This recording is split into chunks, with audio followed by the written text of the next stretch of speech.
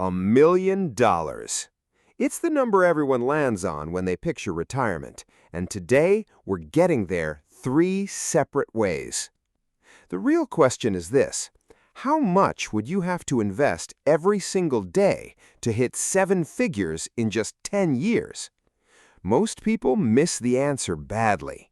Some guess far too high, some far too low. And once you actually know the number, it quietly reshapes how you think about almost every financial decision you make. Meet John. He's about to find that number 3 different ways. He's going to build 3 Fidelity Index Fund portfolios, one designed for 30 years, one for 20, and one for 10. All 3 begin at 0. All 3 finish at the same $1 million line. For each one, you'll see the exact funds, the exact split, the exact daily contribution, and the balance year by year. And at the end, I'll show you how John gets there in a single decade. But before any of the daily numbers, let's talk about the destination itself. Why $1 million? And what does it actually buy him? Why $1 million? Right now, John has nothing put away, not a dollar. He works a normal job, earns a normal income, and up until about a week ago, he assumed retirement was something that happened to other people. Then he sat down and did the math. The reason $1 million keeps coming up isn't arbitrary. There's a well-studied retirement framework called the 4% rule. The premise is simple. If John has $1 million invested in an index fund portfolio, he can withdraw 4% of it in his first year of retirement, $40,000, money he doesn't have to work a single hour for. Each year after that, he nudges the withdrawal up for inflation and does it again. The reason the account doesn't drain is that the market has historically grown faster than 4%. So while John is pulling out $40,000 to live on, the portfolio keeps compounding underneath him. The principal generally survives, and in many scenarios, the balance actually keeps climbing while he spends from it. Break $40,000 down, and it's $3,333 landing in John's account every month, whether he's working or not. Stack the average Social Security check on top, roughly $2,076 a month, and John is looking at over $5,400 a month in retirement income. So that's the destination. The only real question is how he gets there from 0. And the answer hinges almost entirely on one thing John hasn't decided yet: how much time he's willing to give it. Whichever timeline he picks, the funds stay the same. So let's meet them. The 3 funds. All 3 come from Fidelity. One you've definitely heard of, one you might have, and one that's probably going to surprise you. FXAIX, Fidelity 500 Index Fund. The biggest, most boring fund John owns, and that's precisely the point. It tracks the S&P 500, the 500 largest companies in America. Buying it is essentially buying a slice of the U.S. economy. The expense ratio is 0.02%, about as close to free as investing gets. Over the past decade, it has averaged roughly 12.97% in annual share price appreciation. This is the foundation of every portfolio in this video. FNCMX, Fidelity NASDAQ Composite Index. This one leans toward growth. Rather than the S&P 500, it tracks the whole NASDAQ, heavier on tech and biotech, the kind of companies that climb faster and fall harder. Its 10-year average is around 16.91% annual appreciation. More reward, more volatility, the bridge between safe and aggressive. FSELX, Fidelity Select Semiconductors Portfolio, the wild card. It invests exclusively in semiconductor companies, the chip makers behind every phone, every laptop, every AI model on the planet. Its 10-year average is 22.04%. That's not a typo. It's also, by a wide margin, the riskiest fund here. Semiconductors are cyclical, which is a polite way of saying that when they fall hard. But on the right timeline, in the right portfolio, FSELX is the engine that makes a 10-year retirement even thinkable. Those are the three ingredients. Now let's see how John uses them, starting with the easy version. Plan 1. The 30-year portfolio. John begins with the longest runway because when you have that much time, the math does most of the lifting for you. The portfolio barely has to take any risk at all. The split? 60% FXAIX, 30% FNCMX, 10% FSELX. The broad market carries the weight.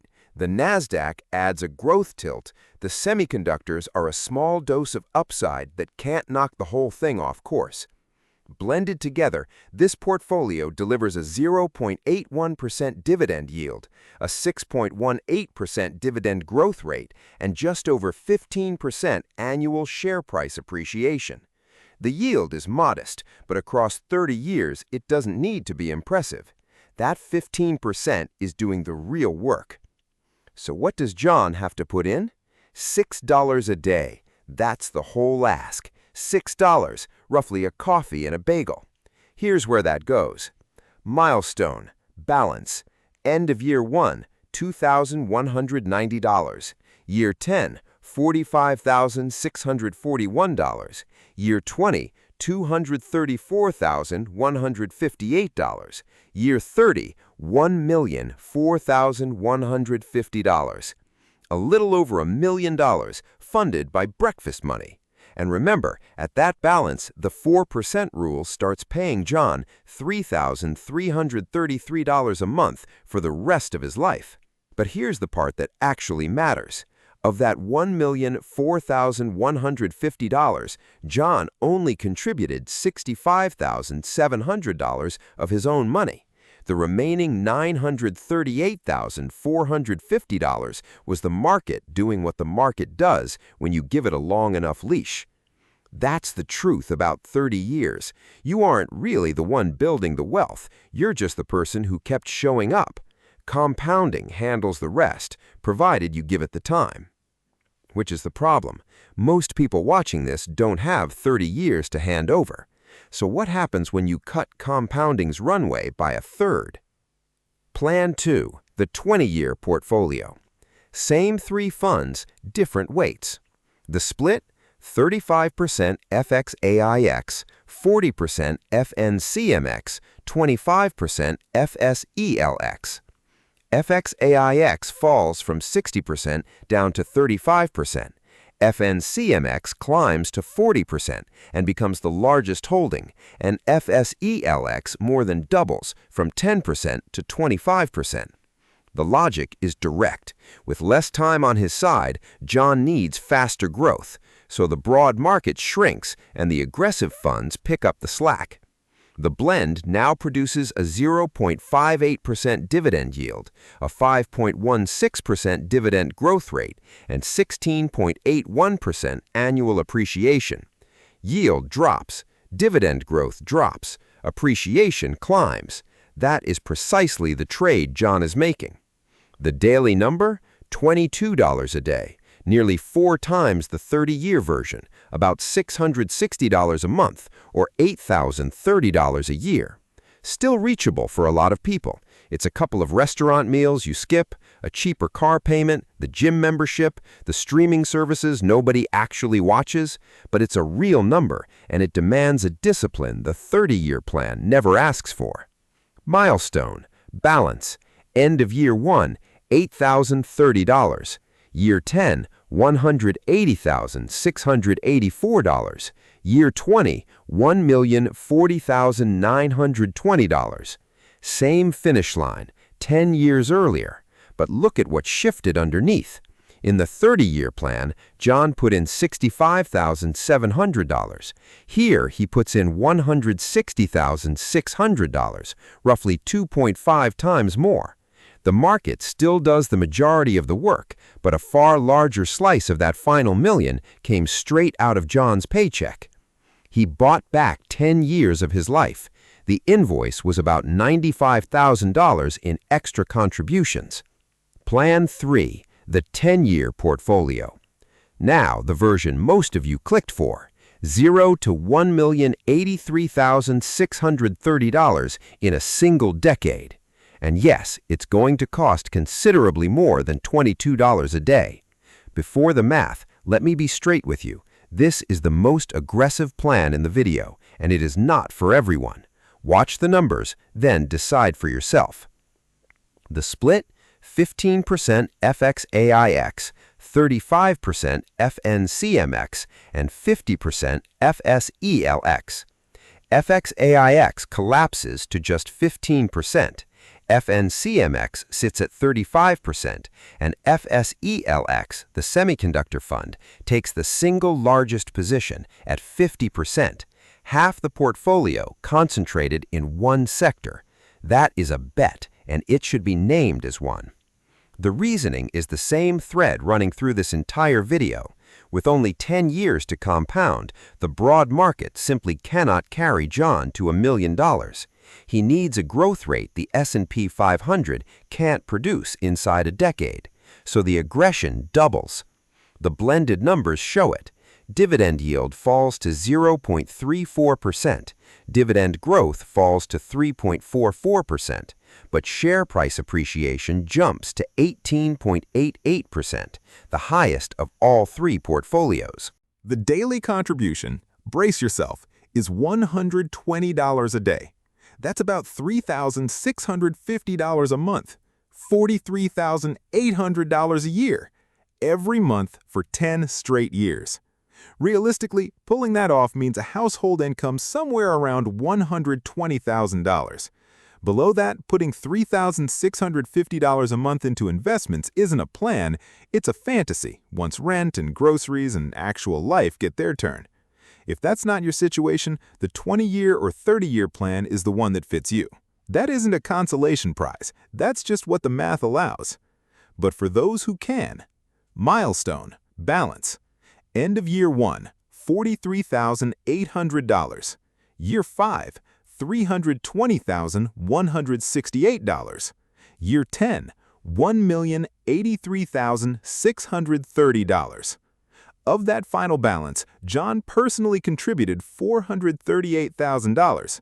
The market added $645,630. The market is still doing more of the work, but only barely. John writes a check for nearly $500,000, and the market matches him almost dollar for dollar. That's the price of shrinking compounding's runway to a decade. It can be done. You just have to pay in cash for the time you didn't give it. The comparison that actually matters. 3 plans, 1 destination, 3 completely different stories underneath. 30 years, 20 years, 10 years. Daily contribution, $6. $22, $120.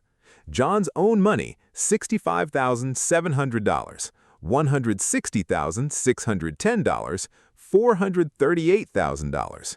The market's contribution, $938,450, $880,320, $645,630. Final balance, $1,004,150, $1,040,920, $1,083,630. Market dollars per $1 of John's, around $14, around $5.50, around $1.50. The top line is identical every time. The row that actually tells the story is the one showing what came out of John's pocket. Over 30 years, he contributes $65,700, roughly the price of a new SUV spread across 3 decades. The market handles nearly everything else. Cut the timeline in half, and his contribution jumps to $160,610. Same destination, much bigger chunk of it funded by him. Now look at the 10-year column. $438,000, almost 7 times what the 30-year version cost him, for the exact same finish line. And then the last row. For every dollar John puts in, the market hands back about $14 on the 30-year plan. About $5.50 on the 20-year plan, and only about $1.50 on the 10-year plan. That's the trade. That's what this video is really about. Time isn't free, but it is the cheapest source of retirement money that exists. The longer you let compounding do its job, the less of your own paycheck has to fund the destination. The shorter the runway, the more you make up the difference out of pocket. They all end in the same place. The only real question is which one he can actually live with for as long as it takes.